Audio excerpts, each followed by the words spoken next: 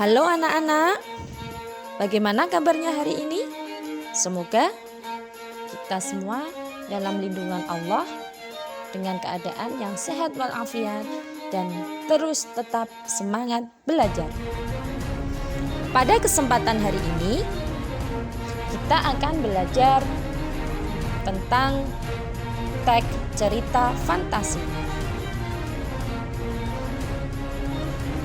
Apakah kalian pernah membaca cerita fantasi?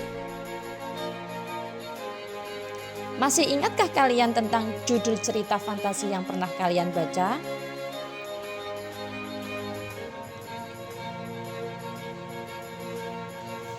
Kira-kira sudah tahu belum apa sih cerita fantasi itu? Yuk kita belajar bersama. Pengertian teks cerita fantasi. Teks cerita fantasi adalah teks yang berisi cerita namun menggunakan imajinasi yang seperti tidak ada di dunia nyata. Bahkan imajinasi yang digunakan tidak masuk akal atau tidak dapat diterima oleh akal sehat atau logika.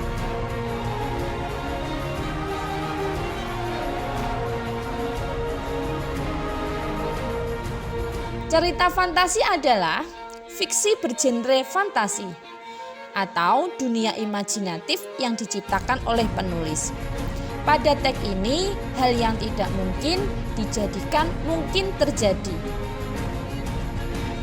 Tokoh dan latar diciptakan oleh penulis dan tidak ada di dunia nyata atau modifikasi dari dunia nyata.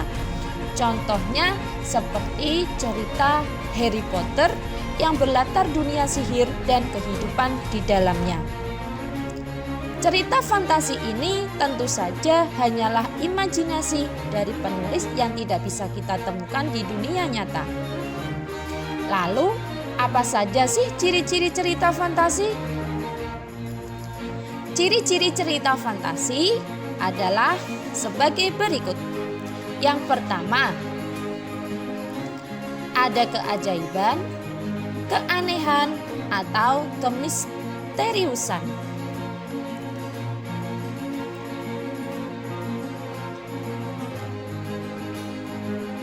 Fantasi adalah genre fiksi yang berkonsentrasi pada elemen imajiner yang fantastis. Pada cerita fantasi, hal yang tidak mungkin menjadi sesuatu yang wajar. Tema cerita fantasi bisa meliputi sihir, supernatural, dunia alternatif, pahlawan super, monster, peri, makhluk magis, pahlawan mitologis, dan lainnya. Ciri yang kedua adalah ide cerita terbuka terhadap daya khayal penulis, tidak dibatasi oleh realitas atau kehidupan nyata. Ide cerita fantasi bisa jadi berupa irisan antara dunia nyata dan dunia khayal yang diciptakan oleh pengarang. Ide cerita fantasi dekat dengan tema berupa sihir, supernatural, atau futuristik. Salah satu keistimewaan cerita fantasi adalah tidak seperti fiksi realistik yang harus ada urutan logis. Pada cerita fantasi tidak perlu ada urutan logis tentang bagaimana sesuatu terjadi. Contoh, tokoh utama bisa pandai menggunakan sihir setelah mendapatkan suatu kitab sihir atau mendapatkan benda supernatural.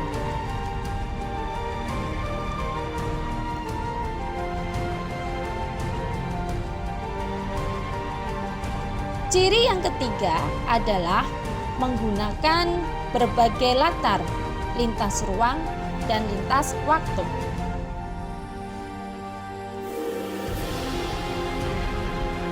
Ciri khas dari cerita fantasi adalah tidak ada batasan, yaitu latar dan alur peristiwa cerita fantasi bisa menerobos ruang dan waktu.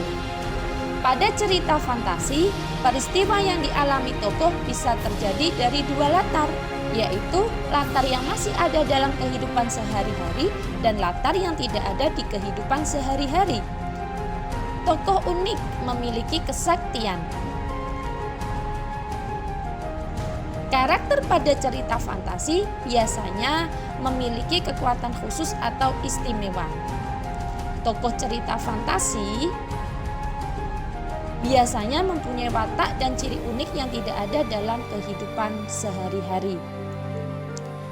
Karakter pada cerita fantasi biasanya mengalami peristiwa dalam berbagai latar waktu dan tempat yang berbeda zaman. Bisa masa lampau atau masa yang akan datang. Ciri yang berikutnya adalah bersifat fiksi.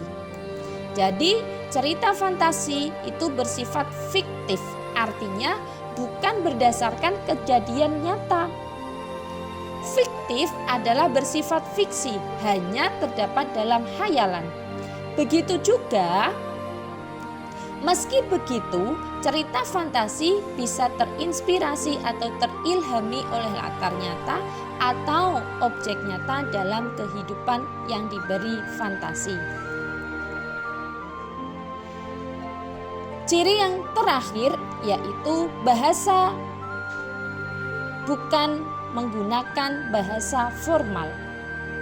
Dalam cerita fantasi menggunakan ragam percakapan atau bahasa yang bukan bahasa formal, variatif dan ekspresif.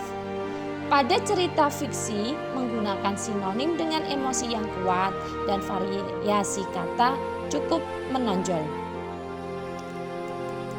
Jenis-jenis cerita fantasi. Jenis cerita fantasi berdasarkan kesesuaiannya dalam kehidupan nyata dibagi menjadi dua.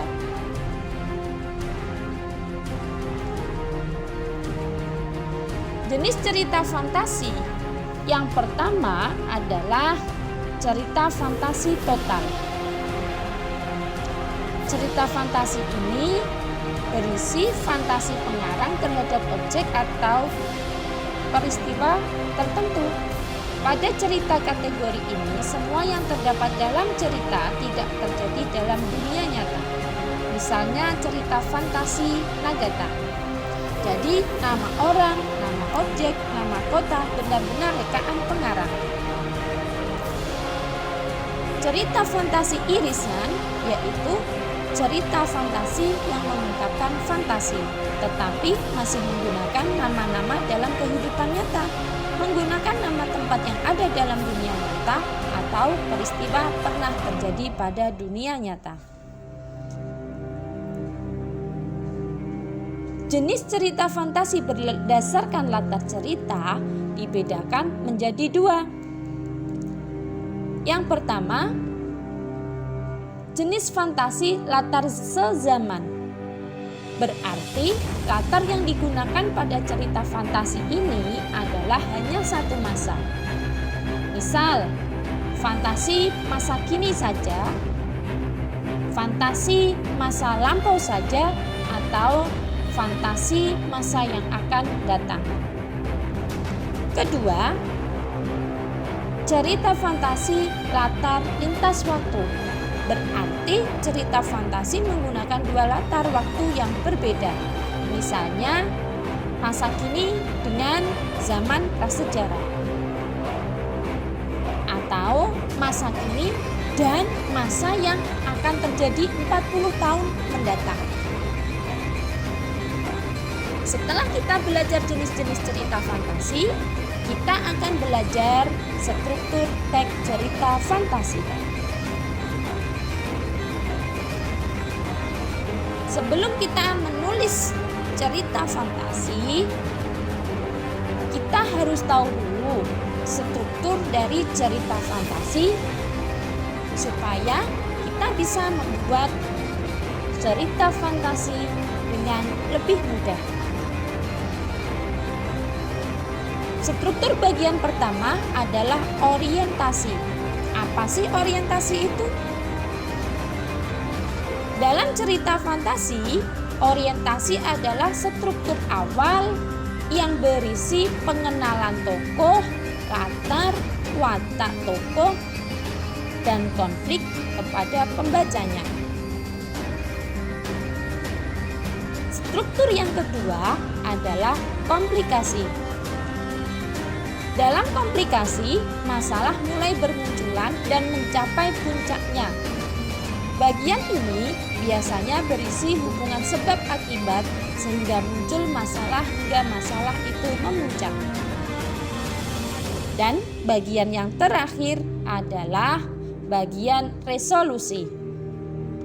Bagian ini berisi penyelesaian dari masalah atau konflik yang terdapat dalam bagian komplikasi.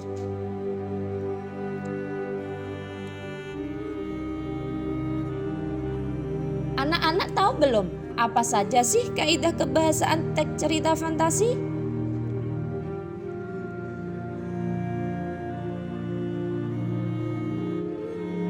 Ciri kebahasaan yang dapat kita temui di cerita fantasi adalah sebagai berikut. Yang pertama, menggunakan kata ganti dan nama orang sebagai sudut pandang penceritaan. Penceritaan pada teks fantasi akan menggunakan kata ganti dan nama orang, seperti aku untuk kata ganti orang pertama, mereka untuk kata ganti orang ketiga. Jamak, dia, kata ganti orang ketiga tunggal, Harry, nama orang, dan sebagainya. Kedua, menggunakan kata yang menyerap panca indera untuk deskripsi latar, baik tempat, waktu, ataupun suasana. Contohnya, latar tempat. 3 rumah bergaya kerucut menyambut mataku. Kata 3 rumah menunjukkan bahwa itu latar tempat. Kemudian latar suasana, contohnya kamar yang megah ini terasa sunyi dan penuh kesedihan.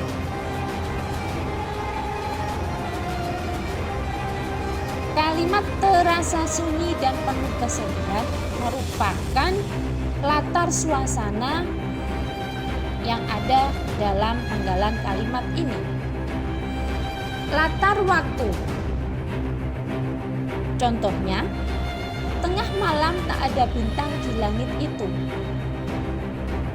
Tengah malam menunjukkan latar waktu yang terdapat dalam kalimat.